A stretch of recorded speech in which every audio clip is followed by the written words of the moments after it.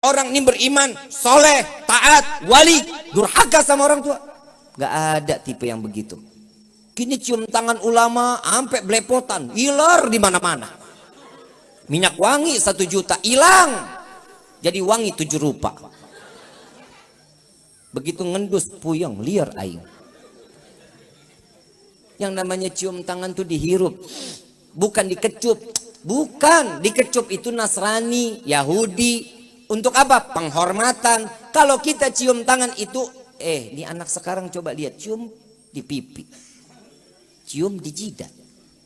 Besok nih, belum nggak lama lagi nih, cium tangan di leher sama di tengkok. Repot kan tuh? Diajarin dong, ditaruh di hidung. Emang indera penciumannya udah pada berubah apa? Hidung pada pindah ke pipi, hidung pada pindah ke jidat. Diajarin yang benar, jangan di pipi, jangan ambil keberkahan. Orang tua kita tuh berkah. Cium tangan ulama sampai bulak-balik, Masya Allah, luar biasa. Cinta banget sama ulama. Cium tangan orang tua nggak ada sama sekali. Percuma, nggak bakal berkah. Keberkahan ulama ada, kiai ada, tapi orang tua jauh lebih berkah daripada ulama-ulama tersebut. Ini hati-hati loh. Kadang saya suka gedek, orang pada berebut cium tangan orang tua, bodoh amat. Makanya saya sekarang akhir-akhir ini males ngasih tangan ke jamaah. Nggak mau. Kenapa? Saya takut kalau dia nggak cium tangan sama orang tua, saya yang dosa. Dia cium tangan ke saya, tapi dia nggak cium tangan sama orang tuanya. Na'udzubillah, min. Ini hati-hati, jangan bangga sama yang begitu. Coba lihat keramat orang, keramat wali, keramat ulama, ziarah kemana aja, sampai ke Gresik. Sampai ke makam keramat, sekalipun itu makam keramat, tatkala kita datang ziarah dan kita minta doa sama itu wali, dia bangun, dia angkat tangan, bangun dari pusarannya, angkat tangan doa buat kita. Percuma, nggak bakal dikabulin. Makam orang tua kita di samping rumah nggak pernah kita ziarahin, percuma. Ini ayo mikir, kitanya mikir. Orang tua walaupun sudah tiada, itu yang diharapin. Doa dari seorang anak, apa kata Nabi SAW? Anak termasuk golongan yang durhaka jika dia membaca doa untuk orang tuanya hanya 5 kali sehari selesai sholat. Itu tergolong anak yang durhaka. Ibu bapak yang dirahmati oleh Allah, coba kita pikir baik-baik. Orang tua tuh buat kita tuh korban luar biasa. Bapak dari pagi sampai malam, panas kepanasan, hujan kehujanan, nyari rezeki. Buat siapa? Buat anak, buat istri. Ibu ngorbanin diri, tidur susah, madep kanan gak bisa, madep kiri gak bisa. Kita ada di dalam perutnya.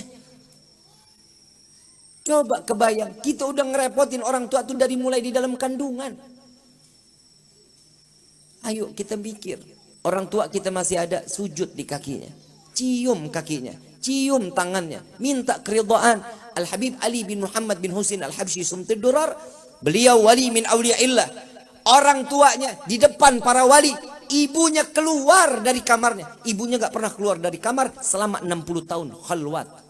Khalwatnya seorang ibu waliyah, ibu dari Habib Ali, khalwat 60 tahun di dalam kamar. Begitu ketemu ada wali min awliyaillah ada di dalam rumahnya, beliau keluar dari khalwatnya mensaksikan kepada wali min awliya, para alim ulama. Mereka dia mengatakan, wahai para tetamunya Allah, ketahuilah, saksikanlah aku ridha dengan apa yang telah aku berikan kepada Ali, anakku. Lihat, kalau orang sudah mendapatkan keridhaan orang tua, jadi wali dia.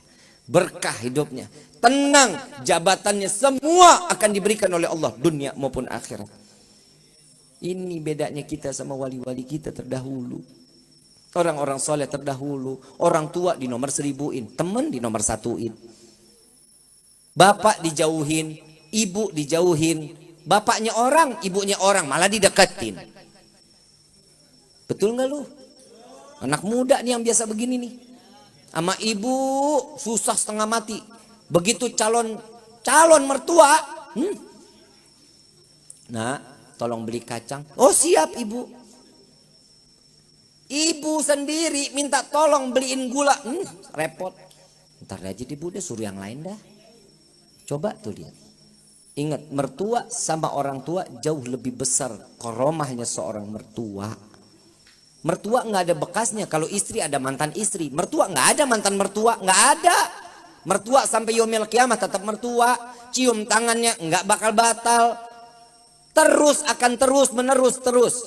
Nggak akan pernah batal. Nggak akan pernah jadi, oh ini mantan mertua, oh kita batal wudhu. Enggak, tetap wudhu nggak akan batal. Coba kita lihat ini sekarang kehidupan, ya Allah. Zaman sekarang anak-anak muda katanya zaman milenial. Semuanya saking milenialnya handphone aja kerjaannya. Coba kita lihat, generasi kita akan digerus. Ini khususnya anak-anak muda, hati-hati. Digerusnya generasinya kita di milenial, dikatakan kita generasi milenial. Jangan hidup terpaku dengan gadget. Jangan terpaku dengan handphone.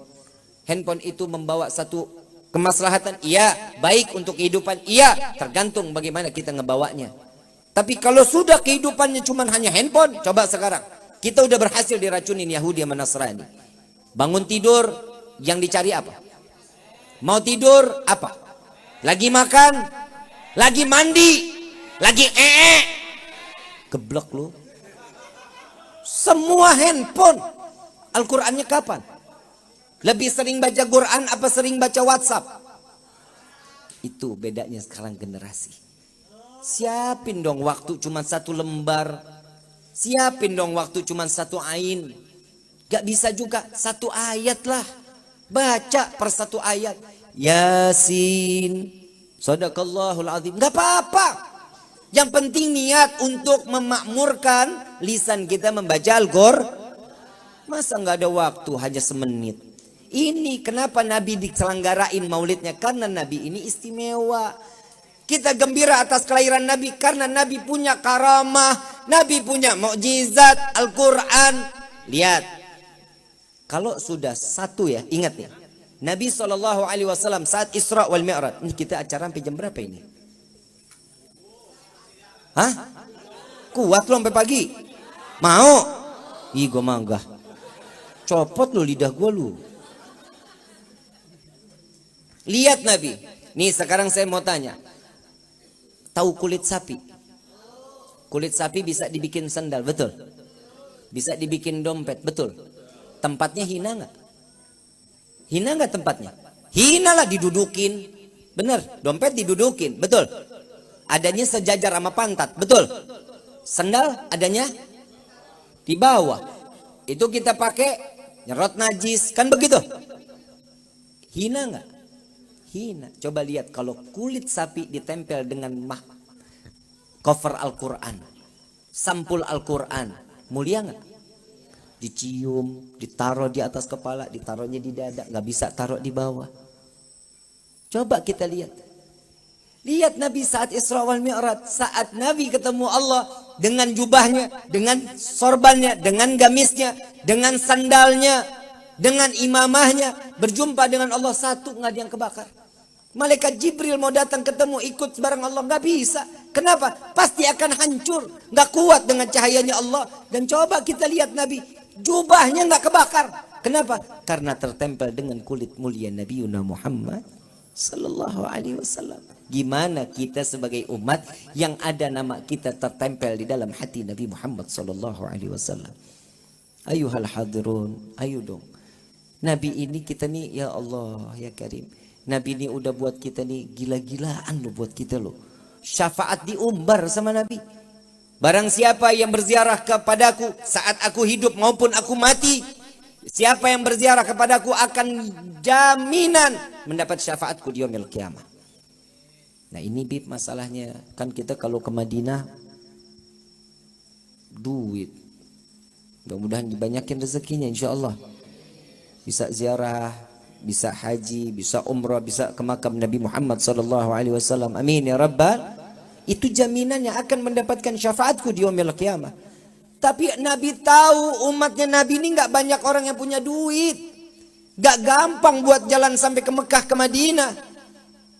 Apa kata Nabi? Barang siapa yang membaca doa setelah azan. Baca nggak doa setelah azan? Hafal nggak?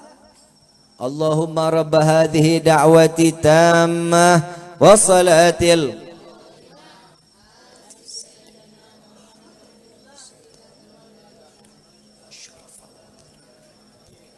وابعثه مقاما محمودا الذي وعدته إنك لا تخلف. Apa kata Nabi? Barang siapa yang membaca doa setelah azan ini wajib mendapatkan syafaatku di yaumil qiyamah. Amin ya rabbal. Diobral syafaatnya. Coba kita, masa sekali sehari itu 5 kali azan, tiap hari enggak tuh kita baca doanya? Lupa kita. Kenapa? Ditutup kuping kita sama syaitan. Keasikan ngedengerin musik. Musik bukan berarti saya nggak membolehkan. Silahkan, suka-suka kalau musik mah. Tapi saatnya azan, matiin dong. Di pause aja jangan, stop, matiin. Dengerin azan, takzim kepada azan. Ini adalah panggilan Allah. Lihat para sahabat Nabi Muhammad SAW. Tatkala mendengar azan, dia lagi berpacul sekalipun lagi macul. Begitu dengar azan, saat dia sedang mengayun paculnya, Allahu Akbar, Allahu Akbar. Ini pacul dilemparnya ke bawah, ke belakang bukan ke depan. Kenapa? Saat dia naruh, dunia ada di belakangnya, masuk ke depannya dengan akhiratnya Allah. Ini yang sudah pasti. Hidup kita betul, kita butuh kerjaan, iya, kita butuh uang, iya. Tapi jangan sekali-kali uang ada di dalam hati kita. Dunia yang ada di dalam hati kita, yang Allahnya malah jauh. Semakin Allah jauh sama kita, kita makin diroyalkan masalah dunia. Tuh hati-hati tuh. Dunia nih, beb, saya emang gak perlu sholat, ibadah, ngaji, taklim gak usah. Rezeki saya emang alhamdulillah loba. Jangan pakai alhamdulillah. Kenapa? Disitulah letak tanda-tanda Allah cabut keimanan kita. Disibukkan urusan dunia, dan dunia sampai kita lupa kepada Allah. Dan saat kita mati, iman dicabut, mati dalam keadaan dihinakan oleh Allah. Na'udzubillahi min